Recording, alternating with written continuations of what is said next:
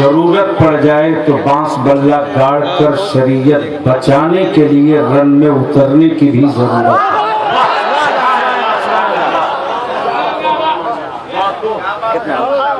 अब इन लोगों को कौन बैठाएगा?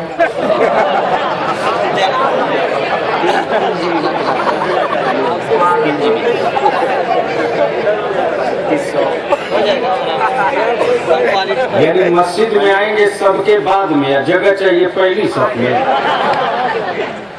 अच्छा कोको का हो गया इसको बाद में कुछ बताया होगा कि बलियारी शादी है।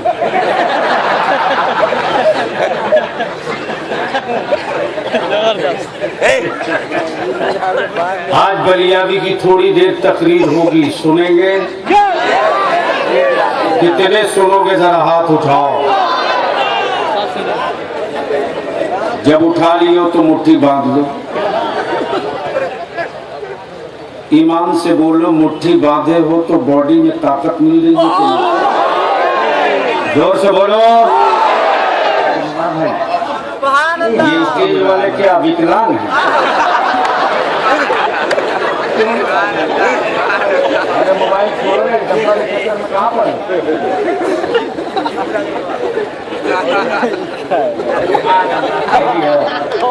सूखा सूखी खली बिल्ला बांध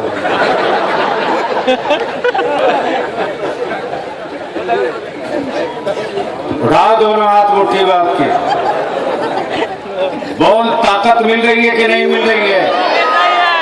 जोर से बोल, मिल रही है कि नहीं? तो अपने दिल से फैसला सुन लेना, सवाल करके जवाब दिल बड़ा अच्छा देगा।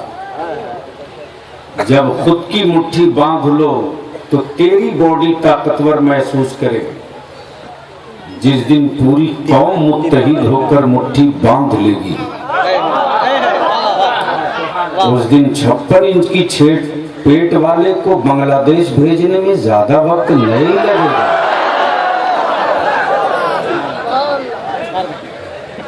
इस वक्त हमारे साथ मेंबर पर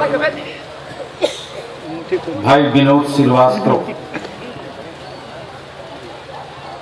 आदरणीय लालू प्रसाद यादव जी के संकट मोचन, मालूम है ना, गाड़ी पजोरो हो, सब कुछ ठीक हो और इंजन का एक नट अगर स्लिप कर जाए तो 30 लाख की गाड़ी कबाड़खाने में रहेगी।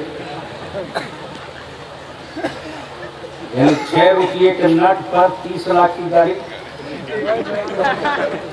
डिपेंड करती। दिल्ली से लेकर यहाँ तक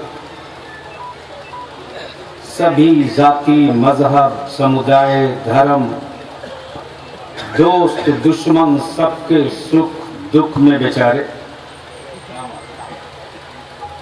काम ही नहीं आए, काम कराकर घर पहुंचाकर खैरियत भी पूछ ली। ये इस जमाने में इस टाइप के 2-4 लोग मिल जाए तो कई बीमारियों की दवा एक साथ हो जाए।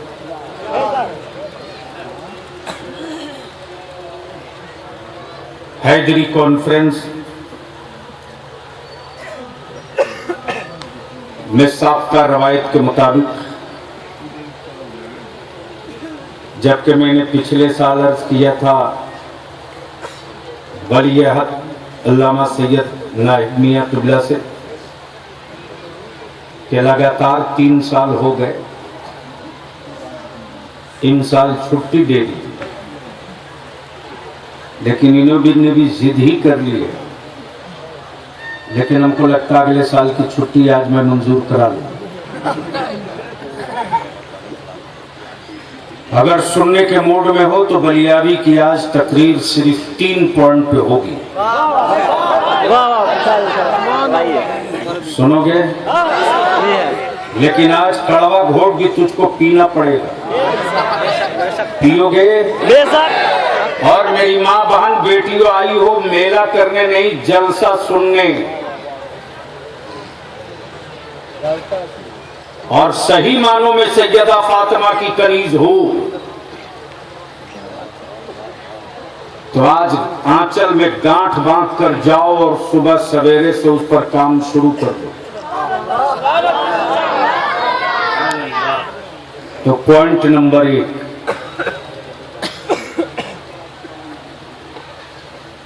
एक दो दिन से नहीं, 2, 4, 5, 10 सालों से नहीं, हजारों हजार साल बीत गए, एक ही नबी की बातें सुनते, लेकिन आज तक कोई एक आदमी नहीं मिला जो कह दे अल्लामा राशिद मक्की मियां साहब कब तक अपने नाना का जिक्र सुनाएंगे, जी भर गया, अब दूसरे की बात की।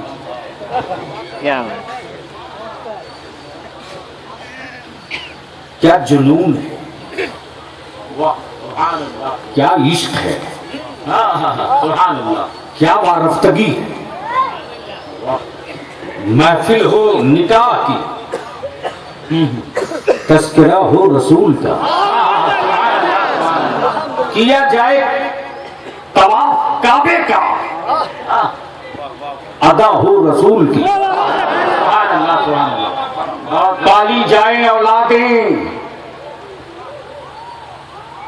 दिया हुआ शऊर हो मुस्तफा, तामीर हो मस्जिद, सुन्नत हो मुस्तफा की, सजदा हो रब का, तसब्बुर हो मुस्तफा का, दी जाए ज़कात, कानून हो मुस्तफा का, खिलाया जाए भूखों को खाना, याद आवे मुस्तफा,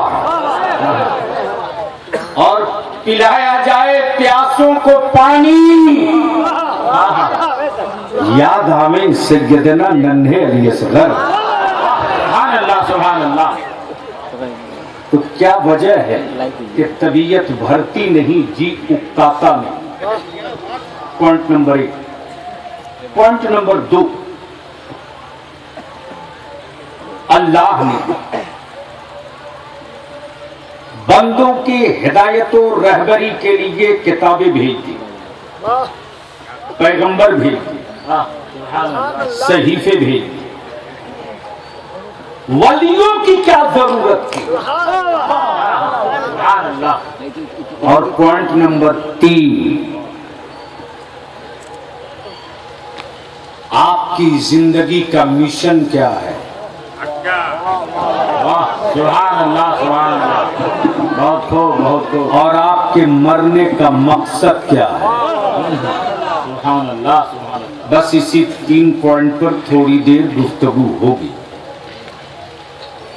अब सुनने के मूड में है तो जी लगाकर दुरूद पाक का तोहफा। अल्लाहुम्मा सल्ली अला सय्यदिना मौलाना मुहम्मदिन बारिक वसल्लिम सल्लु अलैहि सलातुम व सलामन अलैका या रसूल अल्लाह। शायरी इस्लाम हजरत दिलकश राजवी और शायरी इस्लाम मुबारक हुसैन मुबारक और एक मद्दाहे खैरुल अनाम मेरे हमराह कारी अकबर हुसैन अशफी,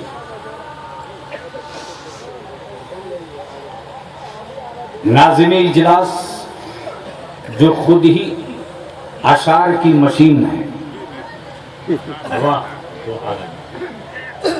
और कई एक शायरों की आबरू भी बचा लेते हैं। सुभान अल्लाह, सुभान। ये सीधे कहते हैं गला तेरा हो कलाम मेरा हो। सुभान अल्लाह। कलम की रोशनाई मेरी हो मक्ता तेरा हो। सुभान अल्लाह।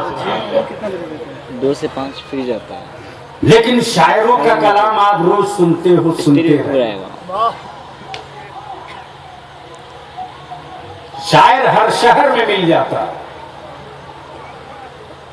आशिक कभी कभी कहीं कहीं मिला करता। सुभान अल्लाह, सुभान अल्लाह। अच्छा, मैं सोच रहा हूं कि भारत के स्टील प्रधानमंत्री जो बीवी छोड़ के भाग गए,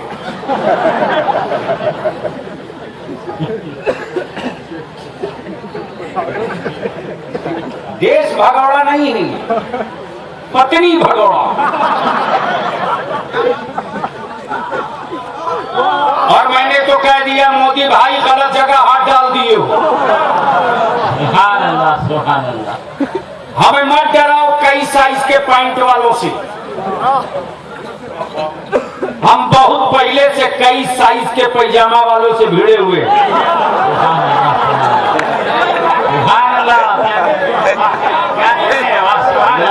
भूल गए हो। नारे तकबीर, नारे तकबीर, नारे रिसालत, नारे रिसालत, हैदरी कॉन्फ्रेंस, मसलक ए आला हजरत, नारे तकबीर, नारे रिसालत।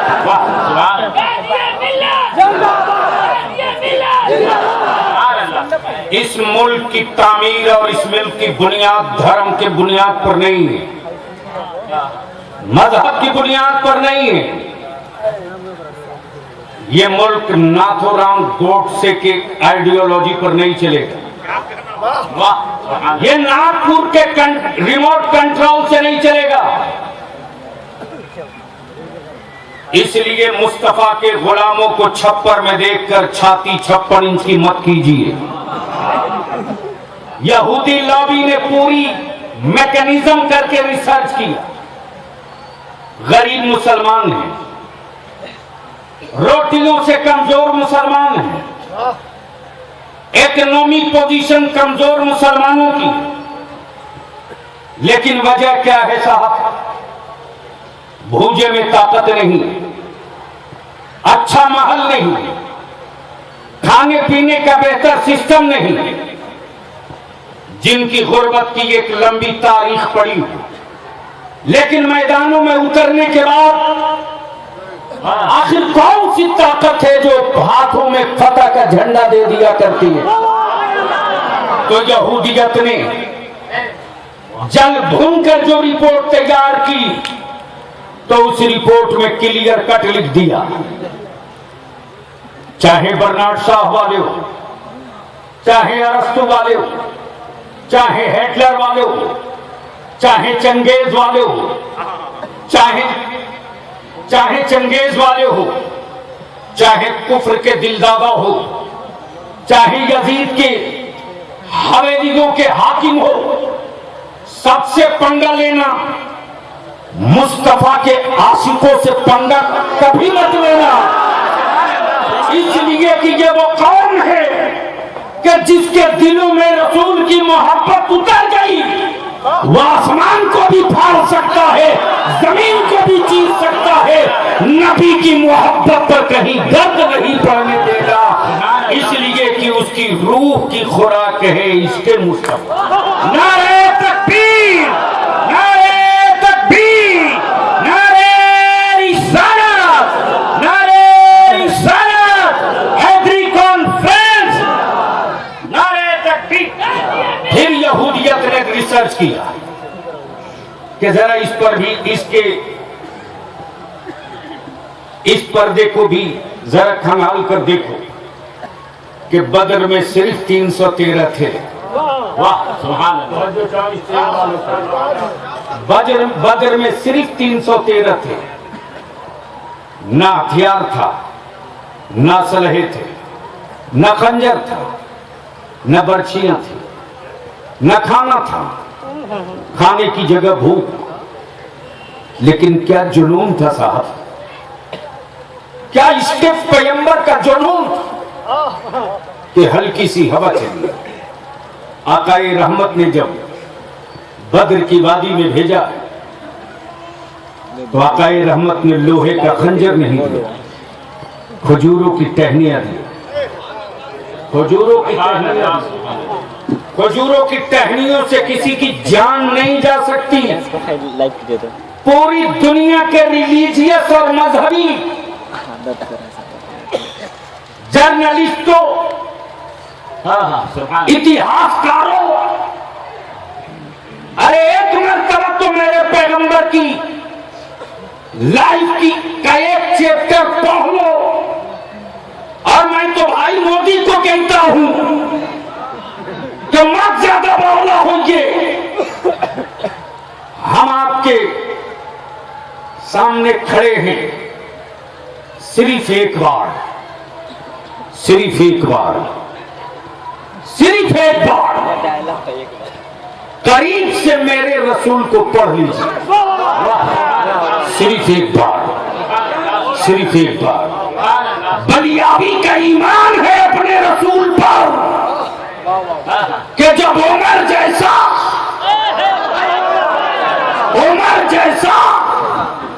जब कुरान सुन ले तो कुफ्र की दीवार तोड़ दे। मोदी भाई, जिस दिन नबी की शरीयत का एक चैप्टर पढ़ लोगे उस दिन नागपुर वाले तुझको रोक नहीं पाएंगे। इस्लाम के आंगन में कूद कर तुम ही इस्लाम जिंदाबाद का नारा लगाने लगोगे। नारे तकबीर, नारे रिसालत, हैदरी कॉन्फ्रेंस। पॉइंट नंबर 1, क्या वजह है साहब की तबीयत घबराती है? सुनोगे सुनोगे तो झूम के बोल दो, हाथ लगा के बोलो। शायर हर शहर में मिलता है, आशिक कभी कभी कहीं कहीं मिला करता। और उसी सिलसिले इश्क का एक पीर पैदा हुआ बरेली में। क्या कहने हैं, वाह वाह वाह वाह। स्टेज वाले मोबाइल में बलियाबी को भर रहे हैं। बड़ी रोग है। हजरत इन लोगों को भेजने की जरूरत नहीं, वो आईबी वाले काम करते रहते हैं। और अब तो हाल ही मैं जब पार्लियामेंट में बोल दिया, मैंने कहा कि जब पता है आप लोगों के कि पाकिस्तान में है तो नवाज शरीफ के भोज खाने गए थे तो पकड़ के काहे नहीं लेते?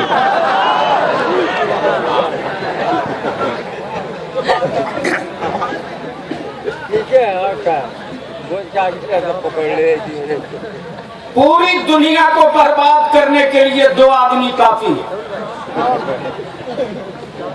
अमेरिका का ड्रम, इंडिया का पंप। ये खाली हवा देता।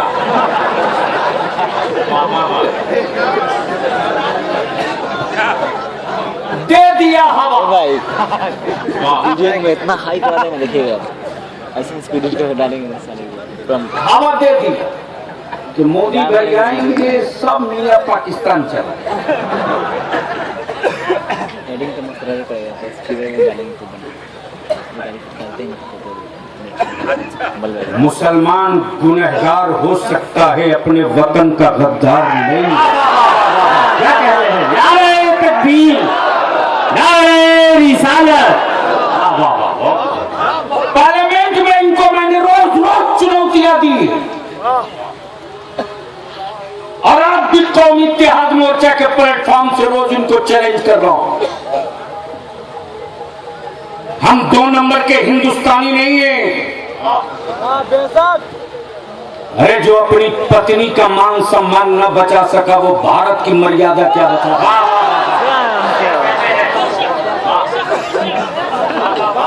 मैंने जब कह दिया था कि मोदी जी का मेडिकल चेकअप कराओ,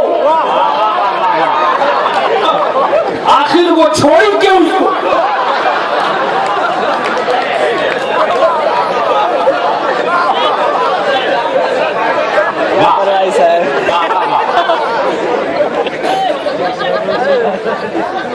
केसरिया के चंपारण के जो गांधी जी का सत्याग्रह का,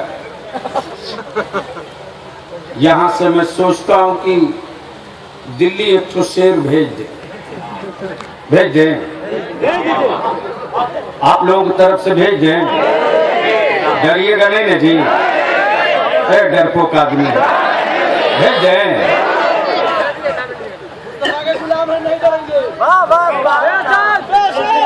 डरेंगे नहीं, 100 रुपया में 5 साल बेच दें।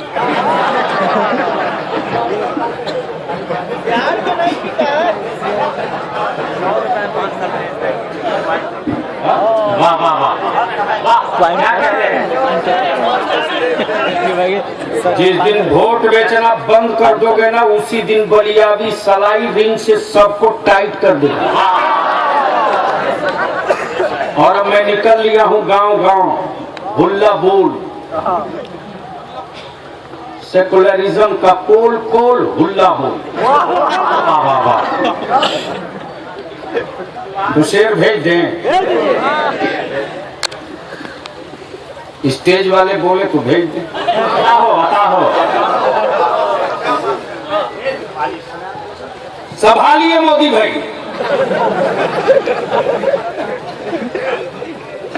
हुकूमतें हो तुम्हें मुबारक, बगावतें न हम करेंगे। जिसे चाहो उसे मंत्री बनाओ, हम काहे को छोड़ेंगे। अब तुम्हारी पसंद स्मृति ईरानी है तो हम क्यों कहेंगे कि मायावती को ले जाओ।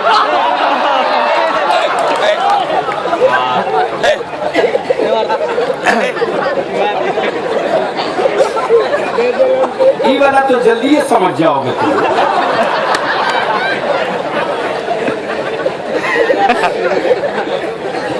हुकूमतें हो तुम्हें मुबारक, वाह, बगावतें न हम करेंगे। अगर शरीयत आँच आई, न तुम रहोगे न हम रहोगे। नारे तकबीर, नारे रिसालत, हैदरी कॉन्फ्रेंस, अल्लामा गुलाम रसूल बलियावी, खानकाए हैदरिया, नारे तकबीर, नारे रिसालत। वाह वाह, इस गलतफहमी में मत रहिए। जब रईसुल कलम अल्लामा अरशदुल कादरी नहीं है मैदानों में, कौन उतरेगा। ये अपने दिमाग से खत उतार दीजिए। क्या मुजाहिदे दौरा अल्लामा मुजफ्फर नहीं है, खम ठोक कर मैदान में कूदने वाली। मैदान फ्री है, इस जुनून में मत रहिए। क्या मुजाहिदे मिल्लत नहीं है, हम जो चाहेंगे वो कर लेंगे। मोदी जी हिंदुस्तान को एक रहने दीजिए। आप भी अहले सुन्नत के पास एक सर एक चेहरा है। अगर निकल गए 100 पर अख्तर रजा अजहरी, तो हिंदुस्तान के जेलों की साइज छोटी हो जाएगी, मुस्तफा के गुलामों की तादाद नहीं छोटी। नारे तकबीर, नारे रिसालत, मसलके आला हज़रत, नारे तकबीर, नारे रिसालत। वाह वाह वाह,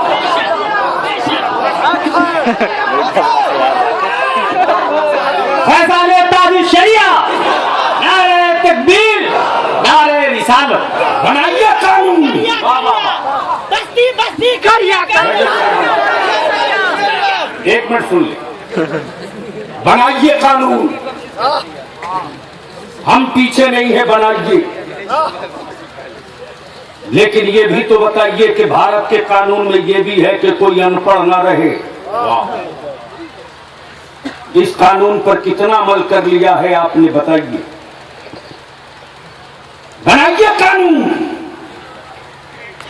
बनाइए कानून, एक सिविल कॉमन कोड बनाइए। हम कहां भाग रहे हैं। लेकिन ये कौन है लॉ कमीशन। बलियाबी सुप्रीम कोर्ट में इनको चुनौती दिया है और हलक में आखिरी सांस बाकी रहेगी तो मसल के आला हजरत का ये सिपाही जिसको रईसुल कलम ने पाला है, मैदानों में सर लुटा करके शहादत का जज्बा रखते हैं, पीठ दिखा करके कायरों में नाम लिखाने के लिए बुजुर्गों ने नहीं पाला है। आर पार समझा जाएगा। बनाइए कानून। लेकिन पूछ लीजिए भाई मनमोहन जी से, कि वो अपनी पगड़ी उतारेंगे कि नहीं उतारेंगे, अपना कड़ा खोलेंगे कि नहीं खोलेंगे। बनाइए कानून। लेकिन हमारे भारत के नागालैंड में बहुत सारे लोग नंगे रहते हैं। ये बता दीजिए कि उनको कपड़ा कब पहनवाइएगा, और अगर उनको कपड़ा नहीं पहना सकते तो ये बताइए कि आप कपड़ा कब उतारिएगा। बनाइए कानून। बगल में नागालैंड है, हमारे भारत का पार्ट है, पार्ट। नहीं मानता इंडिया के क्रिमिनल एक्ट को। नेपाल जाओ तो किसी पासपोर्ट की वीजा की जरूरत नहीं, लेकिन नागालैंड जाओ तो परमिशन लेना पड़ता है। विदाउट परमिशन आप नागालैंड में एंट्री नहीं कर सकते। हजरत मैं गया था पिछले रमजान में स्टैंडिंग कमेटी लेकर रूरल डेवलपमेंट की। पूरे नागालैंड को मैंने कहा कि चाल दो 3 दिनों के अंदर चाइना के बॉर्डर तक गया था। बहुत सारी आबादियां ऐसी है नागालैंड में जहां दूसरे स्टेट के लोगों को अपनी आबादी में लोग दाखिल नहीं होने देते। लाख परमिशन लाए हो तो क्या हुआ, नहीं जाने दिया। बनाइए कानून। हम कहां पीछे है साहब। लेकिन कानून की शक्ल क्या होगी ये बताइए। बलियारी तो कह रहा बनाइए कानून, लेकिन यह भी बता दीजिए अक्षरधाम, पूरी, बैजनाथ धाम, त्रिवेंद्रम, काशी, मथुरा, अयोध्या, बनारस, इन मंदिरों का पुजारी दलित का बेटा कब बनेगा। बनाइए कानून। लेकिन आइए जरा मेरी मस्जिदों में देख लीजिए, कपड़ा धोने वाला मुसलमान का बेटा अगर इल्म वाला है, तकवे वाला है, परहेजगारी वाला है, तो सैयद राशिद मक्की भी उसके पीछे हाथ बांध कर खड़े हो जाएंगे। इसलिए कि मेरे मुस्तफा ने जात को फौकियत नहीं दिया है, तकवे को अहमियत दी। नारे तकबीर, नारे रिसालत। लेकिन ये नहीं बनाएंगे। और हम आपसे कहेंगे इनके पीछे ज्यादा एनर्जी मत लगाइए। एनर्जी लगाना हो तो भूखे रहो, लेकिन अपनी औलादों को पढ़ाओ। और आज बलिया भी कुछ कहेगा आपसे इसी इशू पर, लेकिन उससे पहले शायद हर शहर में मिलता है, आशिक कहीं कहीं कभी कभी मिलता है। उसी सिलसिले इश्क का एक पीर पैदा हुआ बरेली में, नाम अहमद रजा है, और उन्हीं के बेटे हैं जिनका नाम मुस्तफा रजा है। कब बोलोगे, जोर से बोलो। ये इस नुक्ते की तरह बेटा पैदा हो अहमद रजा के घर, और मिठाई बटे माहिरा मुतहरा के साथ। क्या कहते हैं, क्या तालमेल है।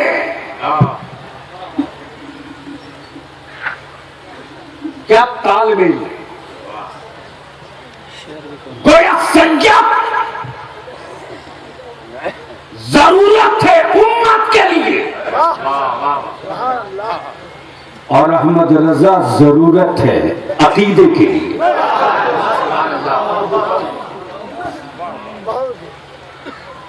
नाम मुस्तफा रजा, लक़ब मुफ्ती आजम। आज 100 मुफ्ती मिलकर जिला न बदल सके, लेकिन बाहर मुफ्ती आजम